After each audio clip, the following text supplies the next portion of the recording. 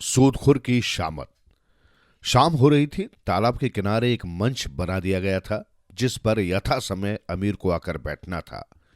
वे ये नजारा अपनी आंखों से देखना चाहते थे।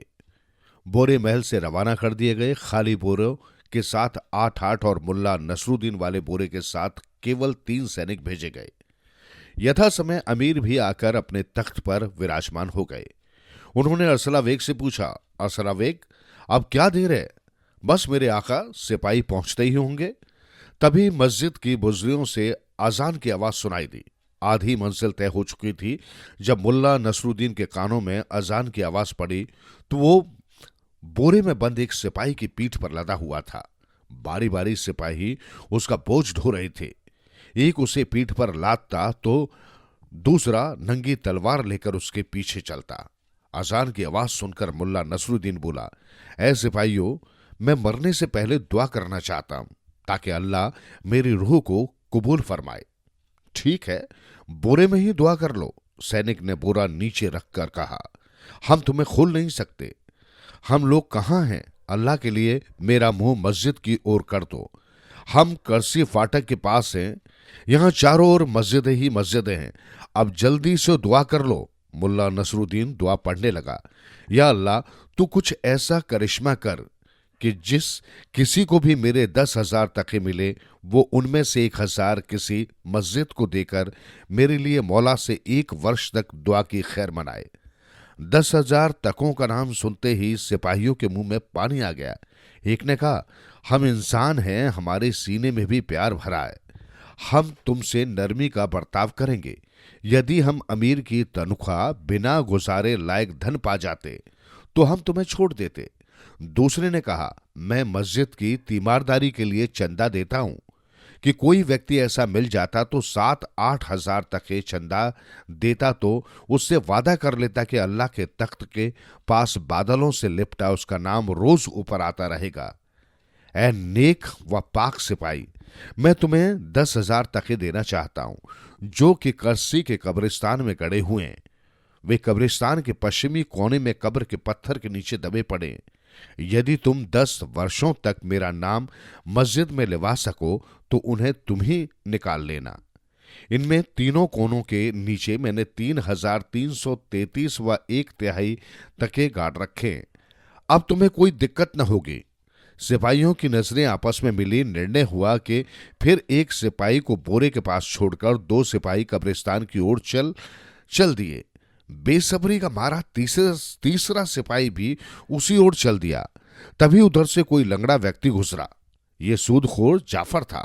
बोरे पर नजर पड़ते ही उसका लालची मस्तिष्क जाग उठा। इसमें क्या हो सकता है? मुल्ला नसरुद्दीन ने तुरंत उसकी आवाज पहचान ली। वो धीरे से खांसा, उफ, इसमें तो लगता है कोई आदमी है। फिर बोरे के करीब चेहरा करके उसने कहा, ए भाई, क्या तुम्हें जबरन किसी ने इस बोरे में बंद किया है? मुल्ला नसरुद्दीन का शैतानी दिमाग जाग उठा। उसे अपनी वो कसम याद आई जो उसने सभी नागरिकों के सामने खाई थी। सूदखोर जाफर को उसी तालाब में डुबोकर मारूंगा। वो बोला, अरे भले आदमी, क्या मैं 600 तके इसलिए खर्च करूंगा कि कोई मुझे बोरे में बंद कर दे? 600 तके? क्यों खर्च किए तुमने 600 तके? पहले वादा करो कि मेरी पूरी कहानी सुनोगे।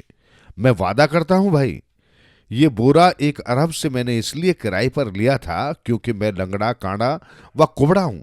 मेरी प्रेमिका का बाप मुझे पसंद कर सके इसलिए मैं इस बोरे में बंद हो गया। इस बोरे की खासियत है कि इसमें 4 घंटे बंद रहकर कोई भी आदमी विकार रहित और सुंदर हो जाता है। अब मुझे ही देख लो, मैं बिल्कुल ठीक और खूबसूरत हो गया हूं। मैं चाहता तो 2 घंटे के लिए किसी को इस बोरे में साझा कर लेता तो मेरे 300 तके बच जाते, क्योंकि मैं तो 2 घंटे में बाका जवान हो गया हूं। खैर, 600 तके की अब मुझे कोई परवाह नहीं। इसका इलाज कब्रिस्तान के पास ही होता है। अरब ने मुझे बताया था कि अकेला होने पर 3 जिन्न आकर पूछेंगे कि बता 10,000 तके कहाँ हैं। उत्तर में मुझे कहना होगा, तांबे जैसी ढाल है जिसकी, उसका माथा तांबे का। उकाब को दर पर उल्लू, ए जिन्न तू पता पूछता है उस रकम का जो तूने नहीं छिपाई, इसलिए पलट व चूम मेरे गधे की दुम। जैसा अरब ने कहा था वैसा ही हुआ। अब मैं बिल्कुल ठीक हूं। अब तुम यहां से चलते बनो, मेरी कहानी खत्म। अनेक इंसान, मैं भी बिल्कुल वैसा ही हूं जैसे तुम थे। मैं भी सुंदर होना चाहता हूं। क्या 300 टके में ये बोरा तुम मुझे नहीं दे सकते? दे सकता हूं, लेकिन रकम पेशगी देनी होगी। हो सकता है ठीक होने के बाद तुम मुकर जाओ। बेशक बेशक, पेशगी ले लो। उसने जल्दी जल्दी बोरे का मुंह खोला। मुल्ला नसरुद्दीन झटके से बाहर आ गया। जाफर ने उसे एक थैली थमाई और बड़ी बेताबी से बोरे में घुस गया। जल्दबाजी और उतावलेपन में उसने ये भी नहीं देखा कि बोरे से कौन निकला है और उसने 300 टकों की थैली किसे थमाई है। उतनी ही तेजी से मुल्ला नसरुद्दीन ने बोरे का मुंह बांध दिया और लपक कर एक पेड़ की ओट में जा छिपा। वो छिपा ही था कि सिपाही क्रोध से पांव पटकते हुए वहां आ पहुंचे। उनके चेहरे क्रोध से तमतमा रहे थे। आते ही वे बोरे पर पिल पड़े। बेहिसाब ठोकरें उन्होंने बोरे में बैठे जफार पर रसीद कर दी। वे बोले, क्यों बे चालबाज, तेरी ये मजाल, हमें चकमा देना चाहता था दगाबाज। अंदर बैठा जाफर किसी मंत्र की भांति वो सब बोल रहा था जो मुल्ला नसरुद्दीन ने उसे बताया पढ़ाया था। उसकी ऊल जुलूल बकवास सुनकर सिपाहियों को अधिक क्रोध आ गया और वे तबीयत से उसकी धुनाई करने लगे। अबे गीदड़ की औलाद, हमें बेवकूफ बनाकर भागना चाहता था। जाफर अपनी हाके जा रहा था और सिपाही क्रोध से भरकर उसकी कुटाई कर रहे थे। अंत में जब सिपाही थक गए तो उसे कंधे पर लादकर चल दिए। अब मुल्ला नसरुद्दीन ओट से बाहर निकला। उसने एक नहर पर हाथ मुंह धोए और मस्ती में एक ओर चल दिया, खुली हवा में आजादी की सांस लेता हुआ।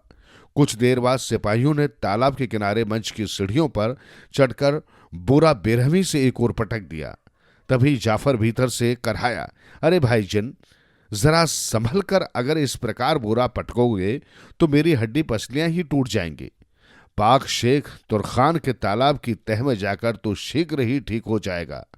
वहां काफी शोर शराबा मचा हुआ था।